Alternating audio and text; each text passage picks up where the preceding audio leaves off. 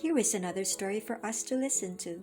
It is entitled, If I Perish, I Perish. It was a crisp and bright morning. Little hummingbirds buzzed about a trellis of petunias, while bluebirds and pigeons perched on branches which extended to an open window were singing their chirpy songs.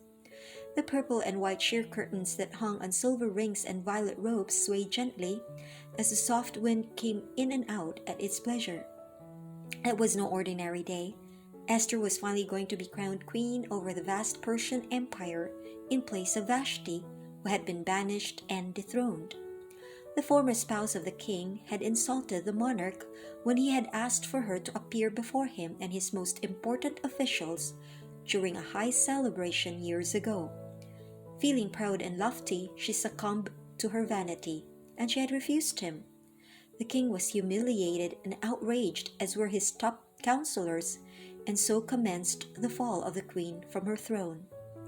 In lieu of her vacant position, the most beautiful and eligible ladies of the land were handpicked and dormed under the watchful care of the eunuch master Haggai and his staff. They were cared for and one by one taken to the king for him to pick whoever he would fancy to be his next wife. When Esther was presented, she was beyond par, for her beauty exceeded all others. She came into the royal chambers in full splendor. She was fitted in a gown of fine material in pure white, with intricately woven embossed dyed flowers made from the same material. The design ran down from the left sleeve, circled her waist, and cascaded in a myriad of soft colors up to the hem. On her head, a band of tiny sparkling diadems encircled around her silky, auburn with tawny highlights and curly tresses. She was simply the picture of femininity and radiance. Her wide eyes with thick lashes twinkled when she smiled demurely. Her heart-shaped face, flushed cheeks, long nose, and rose-colored lips created an epic picture of wonder. The king had been smitten right away. He could not take his eyes off of her for a long, long time. Yes, time had sped up for the young bride-to-be. It had been years at the harem, but it seemed only days, for she had made sure to follow the instructions of Haggai, which had made life very easy for her. She was grateful that high favor was shown to her by the one in charge of the household. She was given the best accommodations, the most efficient of servants, and the finest of food and clothing. Everything was luxurious, and she felt very well pampered. So thus, when it had been her turn to be presented to the king, she was already well prepared.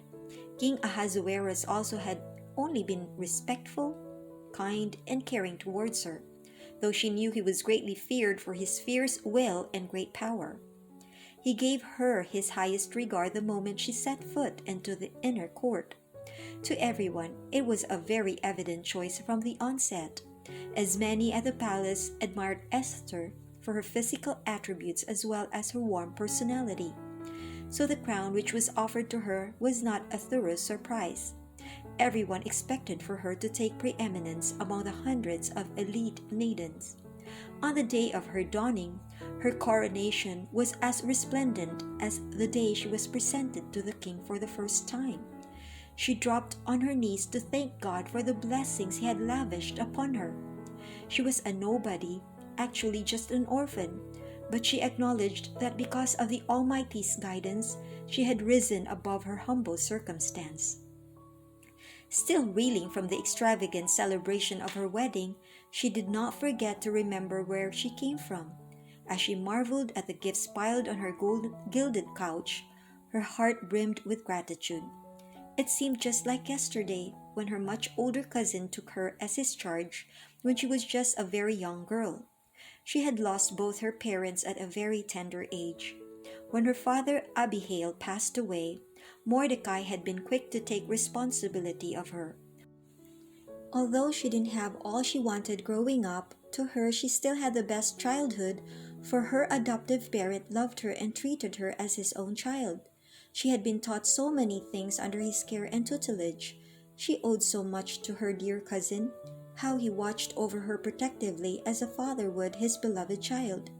Esther's heart fluttered, for Mordecai still continued to take his responsibility of her very seriously. He still looked after her even after she had transferred to live at the royal residence. He would arrive daily without fail at the gates of the palace to hear of news from her and to convey his thoughts to her as well through written messages. A young maidservant came running to her mistress's chamber just then. "Your Highness, my lady," she courtesied and proceeded to hand her a rolled-up parchment. "From Mordecai the Jew who stations himself by the gates." She bowed again and exited immediately. Esther had not told anyone of her nationality, for her adoptive father had asked her to conceal her identity. Also, both she and Mordecai had not divulged their relation to each other. To the people in the royal household, he was just her courier of news from outside. She quickly unrolled the scroll as she was always excited to receive news from her father. But this time, it was not the usual story of daily grind. This one was a warning of imminent danger. Her heart pounded heavily. She had to warn her new husband. Mordecai had overheard both Bigthan and Teresh, who were guards of the city gates, scheming to lay hands on the king. Since they were still on their prolonged honeymoon, the supreme ruler arrived at the queen's residence in high spirits that night. So Esther sought to give him the ominous warning without further delay. She relayed everything that was told her and gave credit to Mordecai the Jew for his loyalty and allegiance to the crown. The king was jilted by the news and called for an investigation into the matter immediately. The plot was proven, the plan uncovered, which convicted the conspirators to the gallows. Having gained back peace of mind and security, the king continued to work to expand his kingdom. He had many of his men promoted, but most especially Haman the Agagite. He advanced him and established his authority over all the princes of the land. Everyone bowed to the king's new right-hand man. Now Haman took pleasure in the admiration and subservience of the people. His heart fattened whenever the people bowed to him, whenever he came in and out. But there was one man in particular who irated him so. There was a single person at the gates who remained in his position, whether standing or sitting, whenever he passed. While everyone paid homage to him, this person would seem oblivious of his presence. For the purpose of indicting the man, he inquired among the guards who he was, and it was told him that he was a Jew by the name of Mordecai. His rage for this insolent fellow grew each day, and he could not keep his mind from thinking of ways to punish the man. In his outrage, he wished to also include the old man's people in his revenge. He now simmered and brewed against the entire Hebrew race as well. Because he was confident that his influence was strong with the king, he presented his case to Ahasuerus, explaining that a peculiar people existed who did not abide fully to the Persian laws. He proposed to have all of them annihilated, as to rid the kingdom of a people who might rise in defiance to the throne. He reasoned that it would be detrimental to their entire empire to allow these kinds of people to proliferate. The king was easily convinced by Haman, so that he afforded him the silver in his treasury for his most trusted official to do as he would with it. He wanted to make certain the mission would also be accomplished.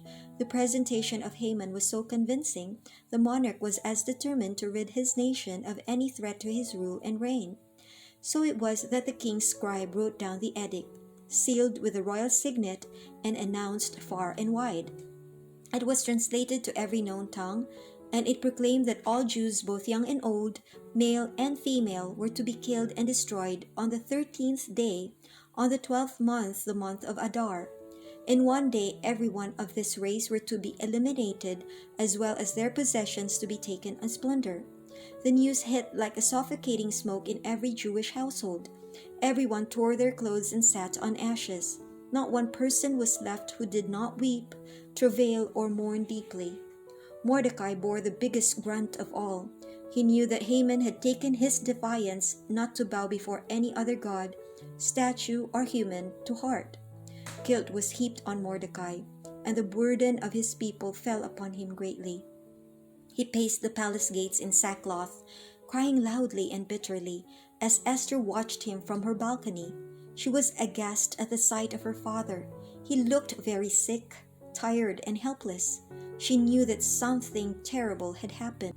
She swiftly ordered for her maids and eunuchs to inquire as to what was troubling Mordecai, and they came back with the news. Esther writhed in great anguish, and she too sat in her room weeping and praying.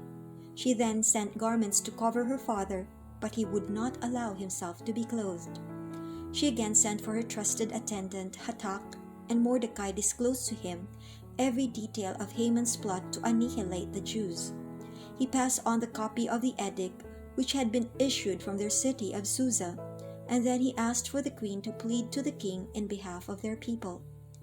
Esther was troubled greatly when Hathach came back to convey word for word what Mordecai had told him to tell her.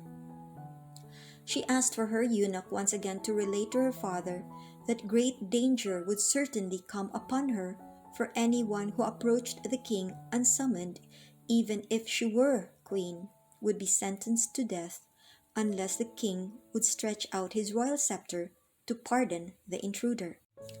Mordecai was impassioned. He wanted Esther to realize the gravity of the verdict laid upon the entire Jewish race. He told Hathach to reply to Esther, "Do not imagine that you in the king's palace can escape any more than all the Jews. For if you remain silent, relief and deliverance will arise in defense for the Jews, and you and your father's household will perish.